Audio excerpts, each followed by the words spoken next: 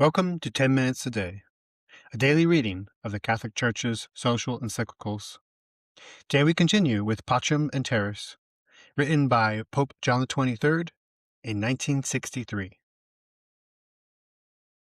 Common good of individual states is something that cannot be determined without reference to the human person, and the same is true of the common good of all states taken together. Hence, the public authority of the world community must likewise have its special aim, the recognition, respect, safeguarding, and promotion of the rights of the human person. This can be done by direct action, if need be, or by the creation throughout the world of the sort of conditions in which rulers of individual states can more easily carry out their specific functions. The same principle of subsidiarity, which governs the relations between public authorities and individuals, families, and the intermediate societies in a single state, must also apply to the relations between the public authority of the world community and the public authorities of each political community. The special function of this universal authority must be to evaluate and find a solution to economic, social, political, and cultural problems which affect the universal common good. These are problems which, because of their extreme gravity, vastness, and urgency, must be considered too difficult for the rulers of individual states to solve with any degree of success. But it is no part of the duty of universal authority to limit the sphere of action to the public authority of individual states, or to arrogate any of their functions to itself. On the contrary, its essential purpose is to create world conditions in which the public authorities of each nation, its citizens and intermediate groups, can carry out their tasks, fulfill their duties, and claim their rights with greater security. The United Nations Organization, UN, was established, as is well known, on June 26, 1945. To it were subsequently added lesser organizations, consisting of members nominated by public authority of the various nations and entrusted with highly important international functions in the economics, social, cultural, educational, and health fields. The United Nations Organization has a special aim of maintaining and strengthening peace between nations, and of encouraging and assisting friendly relations between them, based on the principles of equality, mutual respect, and extensive cooperation in every field of human endeavor. A clear proof of the far-sightedness of this organization is provided by the Universal Declaration of Human Rights, passed by the United Nations General Assembly on December 10, 1948. The preamble of this declaration affirms that the genuine recognition and complete observance of all the rights and freedoms outlined in the Declaration is a goal to be sought by all peoples and all nations. We are, of course, aware that some of the points in the Declaration did not meet with unqualified approval in some quarters, and there is justification for this. Nevertheless, we think the document should be considered a step in the right direction, an approach toward the establishment of a juridical and political ordering of the world community. It is a solemn recognition of the personal dignity of every human being, an assertion of everyone's right to be free to seek out the truth, to follow moral principles, discharge the duties imposed by justice, and lead a fully human life. It also recognized other rights connected with these. It is therefore our earnest wish that the United Nations Organization may be able progressively to adapt its structure and methods of operation to the magnitude and nobility of its tasks.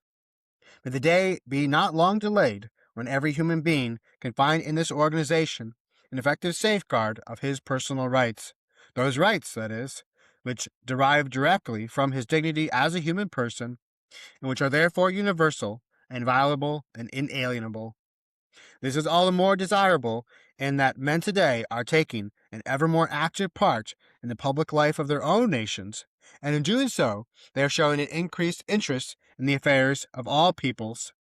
They are becoming more and more conscious of being living members of the universal family of mankind. Section 5. Pastoral Exhortations. Here once more we exhort our sons to take an active part in public life, and to work together for the benefit of the whole human race, as well as for their own political communities. it is vitally necessary for them to endeavor, in the light of Christian faith and with love as their guide, to ensure that every institution, whether economic, social, cultural, or political, be such as not to obstruct, but rather to facilitate man's self-betterment, both in the natural and in the supernatural order. And yet, if they are to imbue civilization with right ideals and Christian principles, it is not enough for our sons to be illumined by the heavenly light of faith and to be fired with enthusiasm for the cause. They must involve themselves in the work of these institutions and strive to influence them effectively from within. But in a culture and civilization like our own, which is so remarkable for its scientific knowledge and its technical discoveries, clearly no one can insinuate himself into public life unless he be scientifically competent, technically capable, and skilled in the practice of his own profession. And yet, even this must be reckoned insufficient to bring the relationships of daily life into conformity with a more human standard, based, as it must be, on truth, tempered by justice, motivated by mutual love, and holding fast to the practice of freedom. If these policies are really to become operative, men must first of all take the utmost care to conduct their various temporal activities in accordance with the laws which govern each and every such activity, observing the principles which correspond to their respective natures. Secondly, men's actions must be made to conform. Men's actions must be made to conform with the precepts of the moral order. This means that their behavior must be such as to reflect their consciousness of exercising a personal right or performing a personal duty. Reason has a further demand to make. In obedience to the providential designs and commands of God respecting our salvation and neglecting the dictates of conscience, men must conduct themselves in their temporal activity in such a way as to effect a thorough integration of the principal spiritual values with those of science, technology, and the professions. In traditionally Christian states at the present time, civil institutions evince a high degree of scientific and technical progress and possess an abundant machinery for the attainment of every kind of objective. And yet it must be owned that these institutions are often but slightly affected by Christian motives and a Christian spirit. One may well ask the reason for this, because the men who have largely contributed and are still contributing to the creation of the institutions are men who are professed Christians and who live their lives, at least in part, in accordance with the precepts of the Gospels.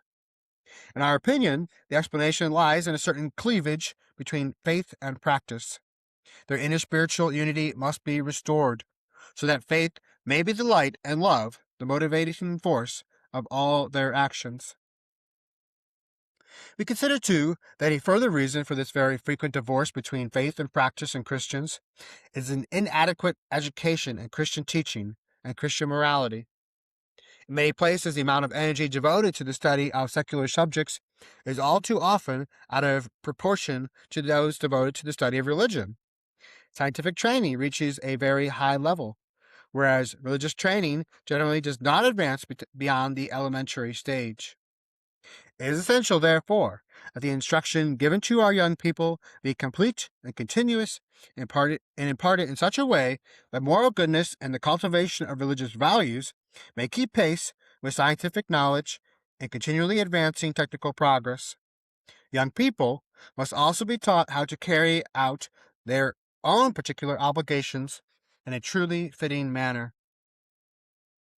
In this connection, we think it opportune to point out how difficult it is to understand clearly the relation between the objective requirements of justice in concrete situations, to define, that is, correctly to what degree and to what form doctrinal principles and directives must be applied in the given state of human society. Definition of these degrees and forms is all the more difficult in an age such as ours, driven forward by a fever of activity.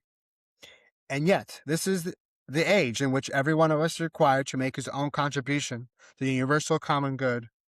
Daily is born in on us the need to make the reality of social life conform better to the requirements of justice. Hence, our sons have every reason for not thinking that they can relax their efforts and be satisfied with what they have already achieved.